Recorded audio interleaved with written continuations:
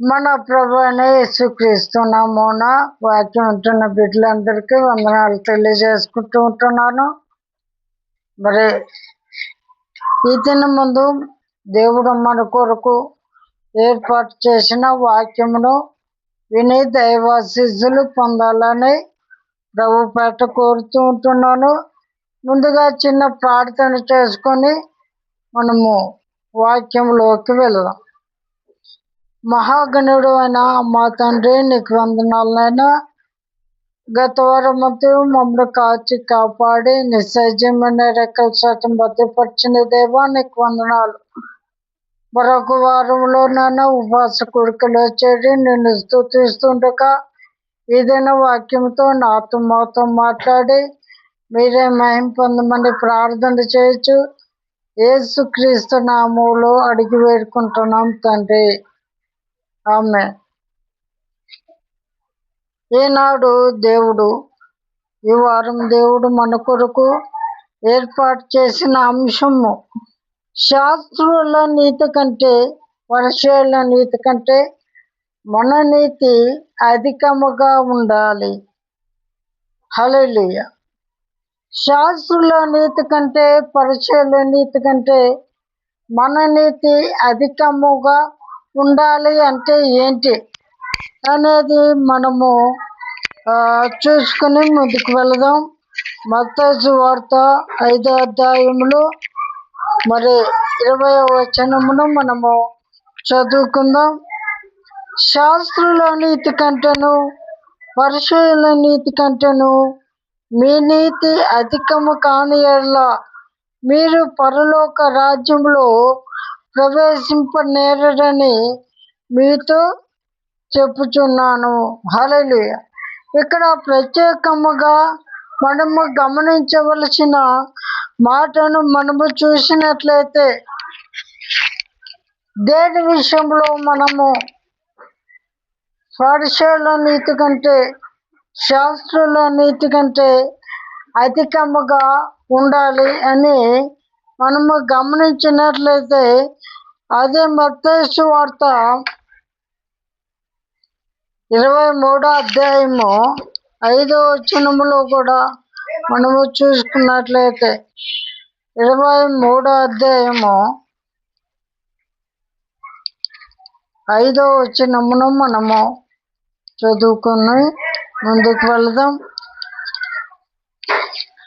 మనుషులకు కనబడు నిమిత్తము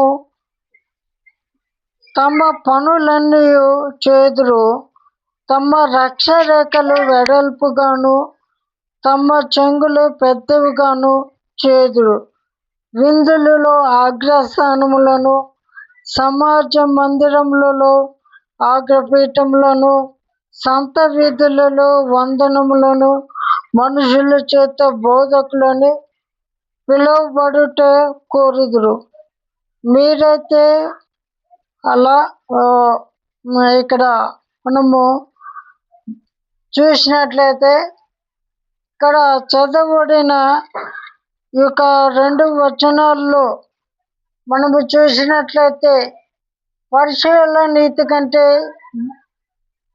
శాస్త్రుల నీతి కంటే మన నీతి అధికముగా ఉండాలి అని అంటే అర్థం ఏంటంటే, వారు చేయనదంతయు మనుషుల మెప్పు కొరకు, మనుషులు చూడాలని, మనుషులు పొగడాలని, మనుషుల చేత కొనియాడబడాలని వారు ముఖ స్తుతి కొరకు చేయించు ఉంటారు. కాబట్టి మీరు ఆ విధంగా ఉండక మీ పరలోకపు తండ్రికి మాత్రమే మీరు చేయనది తెలియాలని, రహస్యమందు చూచి నా తండ్రి నాకు ప్రతిఫలం ఇచ్చే విధంగా నా యొక్క పనులు ఉండాలి.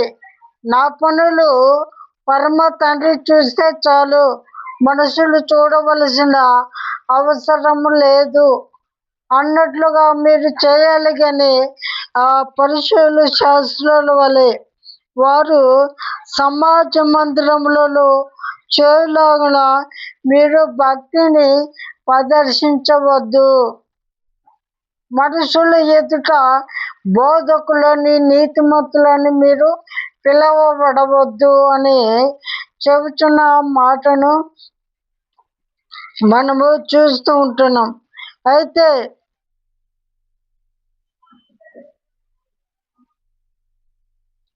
మనము ఆ విధంగా ఉండకూడదు అని, దేవుడు మెచ్చుకునే విధంగా మనం ఉండాలి అని దేవుడు తెలియజేస్తూ ఉంటున్నట్లుగా మనము చూస్తూ ఉంటున్నాం.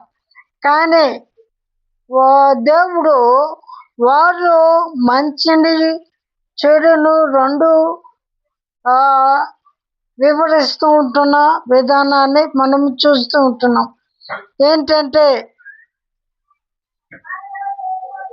శాస్త్రులు, పరిచయులు, బలిపీఠం మీద కూర్చునేవారు, బోధకులని పిలువబడుతూ ఉంటున్న వారు, దేవునిచే ఏర్పాటు చేయబడిన వారు, దేవుని సేవకులు, దేవుని సేవ చేయుచుంటున్నవారు, దేవుని ప్రేమను తెలియజేయుచుంటున్నవారు కనుక వారు చెబుతున్నవి మీరు చేయండి, కానీ వారు జీవిస్తూ ఉంటున్నట్లుగా మీరు జీవించవద్దు.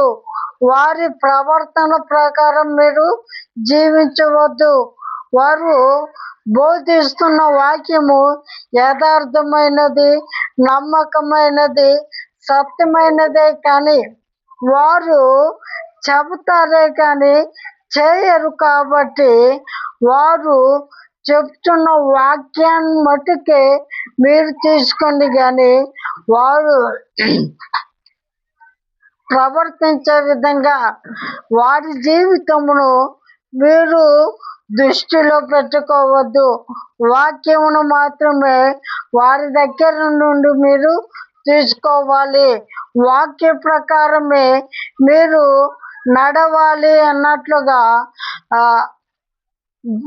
ఇక్కడ దేవుడు చెబుతున్న మాటను మనము చూస్తూ ఉంటున్నాం. కాబట్టి నీవు నేను మనుషుల ఎదుట దేవుని యొక్క మా యొక్క భక్తిని నటించే బిడ్డలంగా ఉండకూడదు. ఎందుకంటే శాస్త్రులతో, పరిచయులతో దేవుడు ఒక మాట అంటూ ఉంటాడు. ఏంటంటే అయ్యో ఇక్కడ అదే 23వ అధ్యాయంలో అదే 23వ అధ్యాయంలో మనము చూసినట్లయితే శాస్త్రులతో, పరిచయులతో దేవుడు చెబుతున్న మాటను మనము గమనించగలిగినట్లయితే దేవుడు వారితో అంటున్నారు కదా 16వ అధ్యాయంలో,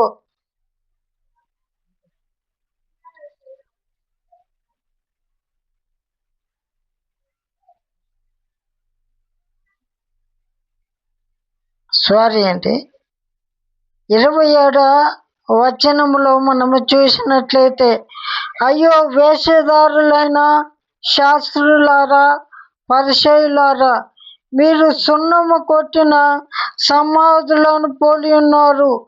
అవి వెలుపల శృంగారముగా అగపడును గాని లోపల చచ్చిన వారి ఎముకలతోనూ సమస్త కల్మషముతోనూ నిండి ఉన్నవి. అలాగే మీరు వెలుపల మనుషులకు నీతిమంతులుగా నగపడుచున్నారు, కానీ లోపల వేషధారణతోనూ అక్రమముతోనూ నిండి ఉన్నారు అని వారి మీద కోపడుతూ ఉంటున్న మాటను మనం ఇక్కడ చూడగలుగుతూ ఉంటున్నాం. కనుక దేవుడేమని చెబుతుంటున్నాడంటే పరిచయులు, శాస్త్రులు ఆగ్రపీఠముల మీద కూర్చునేవారు, లేదా దేవుని సేవకులు, దేవుడు పరిచర్య చేస్తున్నవారు, వారు వాక్యమును యథార్థంగా, సత్యముగా బోధించేవారు. కాబట్టి వారు బోధిస్తున్న మాటలను మీరు హృదయంలో వ్రాసుకొని వాక్య ప్రకారము మీ జీవితాలను కట్టుకోండి. కానీ వారు ప్రవర్తించినట్లుగా సున్నపు కొట్టిన సమాధులను పోలిన వారుగా, లేక మనుషుల ఎదుట భక్తి నటించే బిడ్డలుగా మీరు ఏమాత్రము ఉండవద్దు అని చెబుతున్న మాటను మనం చూస్తూ ఉంటున్నాం. కాబట్టి వారి నీతి కంటే మన నీతి ఈ విధంగా అధికముగా ఉండాలి. వారు చెప్తున్నవి చేయట్లేదు, కానీ మీరు చెప్పాలి, చెప్పిన వాటిని చేసే బిడ్డలుగా అధికమైన విశ్వాసము కలిగిన వారిగా ఉండాలి. కానీ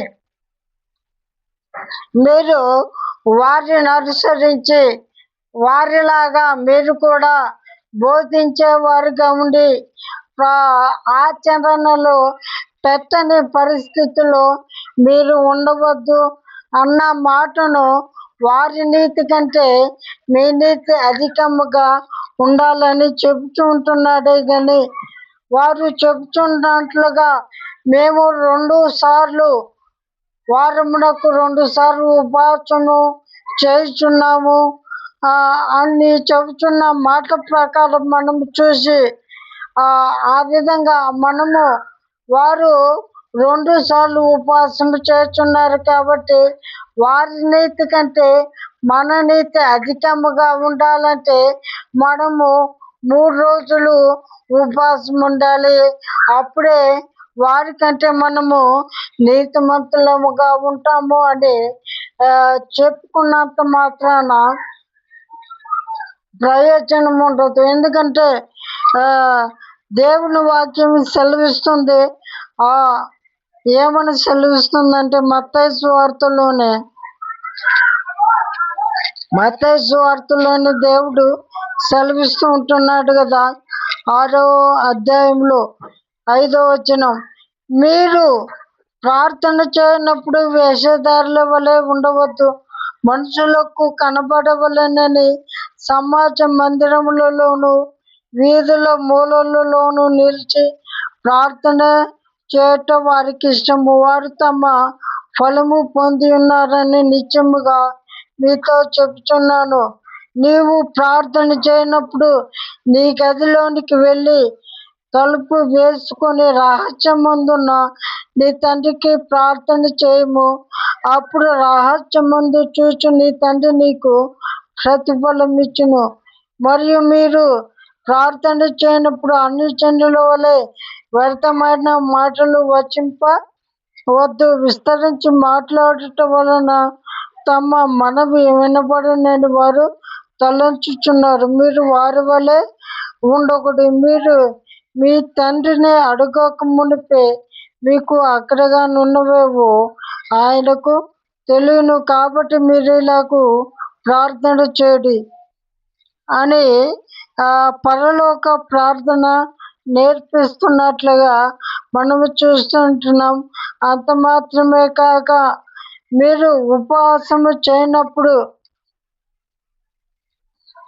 16వ వచనంలో, మీరు ఉపవాసము చేయనప్పుడు వేషధారుల వలె దుఃఖముఖులై ఉండకుడి, తాము ఉపవాసము చేయుచున్నట్లు మనుషులకు కనబడవలెనని వారు తమ ముఖములను వికారము చేసుకొందురు. వారు తమ ఫలం పొంది ఉన్నారని నిశ్చయముగా మీతో చెప్పుచున్నాను.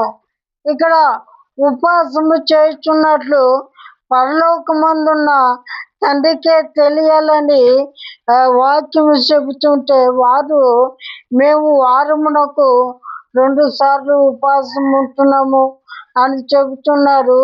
కాబట్టి మనం 3 సార్లు ఉపవాసం ఉండాలి అనే వ్యర్థమైన పనులు చేసినట్లయితే మనము నీతిమంతులముగా తీర్చబడటం కాదు, కానీ భ్రష్టులమైపోతామని, దేవుని రాజ్యాన్ని కోల్పోతామని దేవుడు సెలవిస్తూ ఉంటున్నాడు. కనుక మనము ఇటువంటి విషయాలలో మన అంతరంగములో యథార్థత కలిగిన వారముగా ఉండాలి. కానీ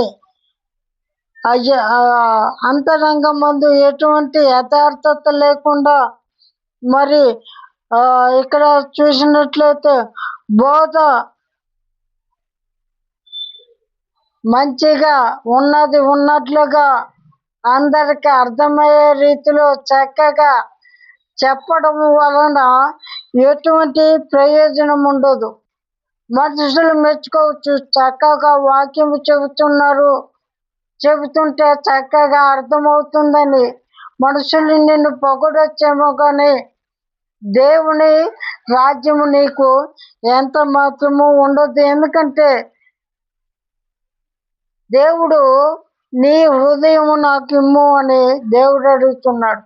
ఆ హృదయాన్ని ఇవ్వకుండా నీవు ఎంత జ్ఞానం కలిగి లోతైన మర్మాలు తెలుసుకొని వాక్యం బోధించినను దేవుని మాట వినకుండా నీ హృదయాన్ని అపవిత్రపరుచుకొని వాక్యాన్ని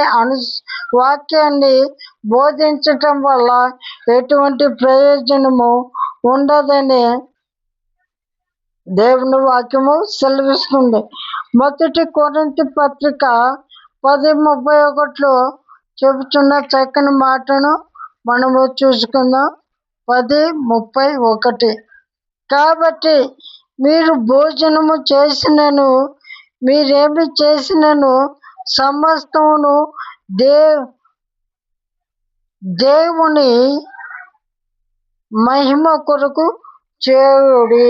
దేవుని మహిమ కొరకు మనము ఉపవాసం చేసిన, పరిచర్య చేసిన, ఇతరులకు హెల్ప్ చేసిన ఉండాలే. కానీ మనము ఇతరులకు నేను ఇంత సహాయం చేశాను, చర్చికి ఇంత ఇచ్చాను అని చెప్పుకొని మనుషుల మెప్పు కోరినట్లయితే ఎటువంటి ప్రయోజనము ఉండదు అని దేవుని వాక్యము సెలవిస్తుంది.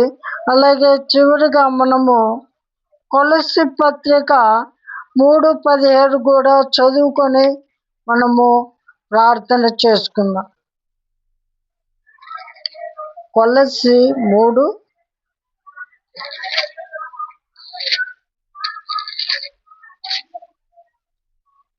కొలస్సీ 3:10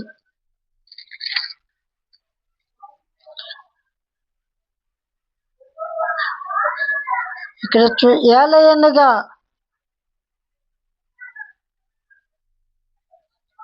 3:17 అండి, 3:17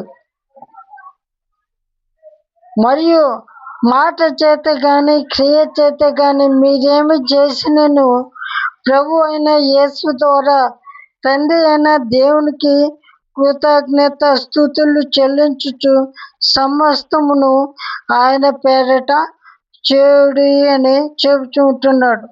మనము ఇప్పుడు చెప్పుకొని ఉన్నాం, కృతజ్ఞతలు చెల్లించిన, ఇతరులకు సహాయం చేసిన, ఎటువంటి మంచి పనులు చేసిన అవి దేవుడు మెచ్చుకునే విధంగా ఉండాలి. కానీ మనుషులు మెచ్చుకోవాలని వారి ఎదుట నటన జీవితము జీవిస్తూ మరి వారు లేనప్పుడు మన ప్రవర్తన నటించే విధంగా మరి రోత జీవితము జీవిస్తూ దాసుల ఎదుల సంఘములు భక్తి నటన జీవిస్తూ ఉంటున్నట్లయితే ఎటువంటి ప్రయోజనము ఉండదని దేవుని వాక్యము సెలవిస్తుంది. కాబట్టి మనము అంతరంగ స్వభావమును పరిశుద్ధంగా ఉంచుకొని దేవుడు మన ప్రార్థనకు, మన విశ్వాసానికి ప్రతిఫలం ఇచ్చే విధంగా మనందరము కూడా ఉండాలని ప్రభుపేట కోరుకుంటూ చిన్న మాటలు దేవుడు దీవించి ఆశీర్వదించునుగాక. Amen, amen, amen. అందరికీ వందనాలు.